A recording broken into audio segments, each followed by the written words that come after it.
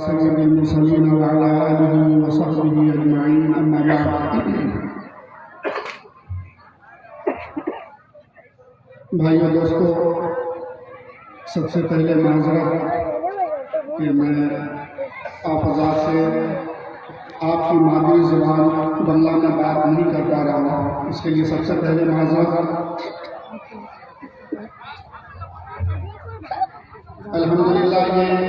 دوسری بار اتفاق ہوا ہے آپ کے علاقے میں آنے کا۔ حضرت مولانا مفتی شمس الدین صاحب دامت برکاتہم العالیہ، ان سے جس طرح کے ہمارے دوستانہ تعلقات ہیں، بلکہ یوں کہا جائے کہ بے تکلفانہ تعلقات ہیں، اس اعتبار سے میں یہ کہہ سکتا ہوں، اور منہ کے اوپر تعریف کرنا یا منہ کے اوپر سامنے ان کی موجودگی میں کوئی بات ان کے ستائش کے طور پر کہنا یہ منافقت نہیں ہے، حق بات ہے۔ میں اپنے دل سے کہہ رہا ہوں کہ اس طرح کے بہت سارے لوگ، در حقیقت کلکتہ میں بھی ہم لوگ کسی نہ کسی حد پر کام کرتے ہیں، سماجی کام کرتے ہیں، تعلیمی کام کرتے ہیں، تو اس میں ہمارا کوئی کمال نہیں ہے، اور اس میں شہر میں رہنے والوں کے لیے کوئی بہت کمال کی بات نہیں ہے۔ ایسے علاقے میں رہ کر کے کام کرنا یقیناً یہ ہر ایک کا حصہ نہیں ہے، ہر ایک کے دل جگر کی بات نہیں ہے۔ ایک ادارہ چلانا اور ادارے کے لیے جو ضروری اسباب و وسائل ہیں اس کو مہیا کرنا، یقیناً کسی بھی ادارے کو چلانے کے لیے کوئی ایک فرد واحد کافی نہیں ہے، یا صرف ایک فرد واحد سے کوئی ادارہ نہیں چلا کرتا، ان کے پیچھے پوری جماعت ہوتی ہے، پوری ٹیم ہوتی ہے۔ یقیناً میں نے دیکھا حضرت مفتی صاحب کے اندر قیادت کرنا جسے کہتے ہیں، اور کسی کام کو اگر وہ اپنے دماغ میں اپنے فکر کے اعتبار سے اگر وہ اپنے لے لیتے ہیں تو اس کو انجام تک پہنچانے کا جو نشہ میں نے دیکھا ہے، یقیناً ان کے بارے میں یہی کہا جا سکتا ہے کہ اللہ تعالیٰ جسے اپنے کام کے لیے چن لینا چاہتا ہے، اللہ جسے اپنے کام کے لیے چن لیتا ہے تو اس کو اللہ تعالیٰ یوں کہہ لیجیے کہ وہ اس کو مجنون یا دیوانہ بنا دیتا ہے۔ اس کو سوتے ہوئے اٹھتے ہوئے صبح شام یہی فکر رہتی ہے کہ علاقے میں کیسے کام ہو اور کس نحو سے کام کیا جائے۔ میں نے بہت سارے لوگوں کو دیکھا ہے۔ میرے بھائی دوستو، میں ایک بات یہاں پر لکھا کر کے اپنی بات کو ختم کروں گا۔ میں صرف تبصرہ کے طور پر کچھ جملے آپ کے سامنے کہنے کے لیے آیا ہوں۔ مجھے معلوم ہے کہ پروگرام کا شیڈول بہت ٹائٹ ہے، اور اس میں کسی طریقے سے 5 منٹ کے اندر میں 5 منٹ جھیل دیا جائے مجھے، تو میں آپ کے سامنے میں عرض کر رہا تھا کہ ہم مسلمانوں کی ایک بڑی قوم ہے، ہمارے قوم کی ایک بڑی کمی ہے، بہت بڑی کمی ہے۔ وہ کمی کیا ہے کہ ہم لوگ اپنے مصلحوں کی، اپنے محسنوں کی ہم قدردانی نہیں کرتے، اپنے علماء، ایسے علماء کی جو زمینی سطح سے جڑ کر کے کام کر رہے ہیں، ان کے احسان مند نہیں ہوتے ہیں۔ جب ان سے اگر کوئی کام کرتا ہے کسی بھی شعبے میں، تعلیم کے شعبے میں، سماجی خدمات کے شعبے میں، کسی بھی شعبے میں کام کرتا ہے، تو ظاہر سی بات ہے غلطی کس سے ہوتی ہے؟ کام کرنے والے سے ہوتی ہے۔ وہاں پر کمیاں کوتاہیاں ہو جاتی ہیں۔ جب کوئی کمی ہوتی ہے تو ہماری قوم کا معاملہ یہ ہے کہ پوری قوم جو ہے ان کے اوپر عمل اٹھانے کے لیے تیار ہو جاتی ہے، لیکن کوئی اچھا کام، مستحسن کام اگر انجام دے تو ان کے لیے دعا کرنے کا بھی حوصلہ ہمارے اندر پیدا نہیں ہوتا۔ تو میرے بھائیوں دوستو،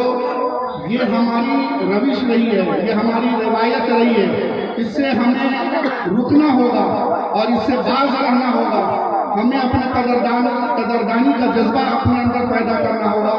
اور یہ اپنے اندر یہ غصہ پیدا کرنا ہوگا، اپنے ضرب کے اندر، اپنی طبیعت کے اندر، اپنے مزاج کے اندر، کہ جو لوگ بھی آپ کے معاشرے میں کام کر رہے ہیں، جو لوگ بھی سماجی اصلاح کا کام کر رہے ہیں، تعلیمی لائن سے کام کر رہے ہیں، ان کی دل کھول کر کے ان کی حوصلہ افزائی ہونی چاہیے، نہیں ہونی چاہیے۔ میرے بھائیوں، آپ سمجھ لیجئے کہ اگر یہ پیڑھی چلی گئی اور اس طرح کے لوگ اگر آپ کے معاشرے سے اٹھ گئے،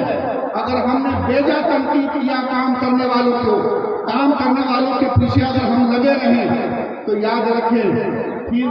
اگر یہ سارے لوگ اگر اپنے اپنے کام میں لگ گئے، اپنی فیملی کو پالنے میں لگ گئے، تو تو یاد رکھیں کہ یہ قوم کی جو حالت ہوگی وہ حالت ہوگی اگر یہ علماء کرام ان لوگوں نے اپنا فرائض منصبی سے ذرا بھی اگر پہلو کہیں اختیار کر لیا، پیچھے ہٹ گئے، تو خدا کی قسم کہیں ہمارے ملک کا وہی حال نہ ہو جائے جو حال کبھی اردن کا ہوا کرتا تھا، جو حال کبھی بغداد کا ہوا کرتا تھا۔ یہ تاریخ ہمارے سامنے ہونا چاہیے، سقوط بغداد کی تاریخ، کس طریقے سے بغداد شہر کو جو مسلمانوں کیا سمجھیے کہ کیپٹل کی حیثیت رکھتا تھا، اور اندلس جہاں مسلمانوں نے 600 سال 700 سال تک حکومت کی، اس ملک کے اندر مسلمانوں کا جو حال ہوا آپ تاریخ کے اندر پڑھ جائیں۔ تو میرے بھائیوں دوستو، ہمیں بہت احسان مند ہونا چاہیے، ایسے جو لوگ بھی الگ الگ علاقوں میں اور اس طرح کے علاقوں میں کام کر رہے ہیں، یقیناً یہ لوگ جو ہے بہت رتبہ والے لوگ ہیں، بہت ہمت والے لوگ ہیں۔ بہت میں 2 دن رہ کر کے گیا ہوں مولانا مفتی صاحب کے گھر میں، 2 دن قیام کر کے گیا ہوں، ان کے گھر میں باضابطہ مہمان رہا ہوں۔ اگر یہ چاہتے تو اپنا گھر جو ہے کہ کوئی عالیشان بنا لیتے، پہلے اپنی فکر کرتے، بعد میں جو ہے ادارے کی فکر کرتے، لیکن میں نے دیکھا کہ کس طرح انہوں نے اپنے گھر کی ضروریات کو، جو آج کے دور کی بنیادی ضرورت ہے، وہ بھی ان کے گھر کو مہیا نہیں ہے۔ میرے بھائیو دوستو، ایسے محسنوں کے احسان کو ہمیشہ یاد رکھنا چاہیے اور ان کی قدردانی کرنا چاہیے۔ لَإِن شَكَرْتُمْ لَأَزِيدَنَّكُمْ وَلَئِن كَفَرْتُمْ إِنَّ عَذَابِي لَشَدِيدٌ۔ اللہ کے بھی شکر گزار بنیے، اللہ کا بھی شکر گزار بندہ ہم بننے کی کوشش کریں، اور جو اللہ کے محسن بندے ہیں، جو اللہ کے دین کے فروغ اور اشاعت کے لیے کام کر رہے ہیں، ان کی حوصلہ افزائی، ان کی ہمت افزائی کا بھی کام ہمیں کرنا چاہیے۔ تو یہ چند جملے تھے جو میں نے بتائے، باقی ہمارے علماء کرام ہیں، ان کے سامنے چھوٹی منہ بڑی بات ہوگی، تو بہت ہی معذرت کے ساتھ دعا کرتا ہوں کہ اللہ تعالیٰ اس ادارے کو اور دین دنی رات چگنی ترقی عطا فرمائیں، اور اللہ تعالیٰ ہم لوگوں کو بھی جان سے مال سے اللہ تعالیٰ اس ادارے کی طرف ہم لوگ بھی جو ہے پوری توجہ کریں۔ اللہ ہم سب کو توفیق نصیب فرمائے۔ وآخر دعوانا الحمدللہ۔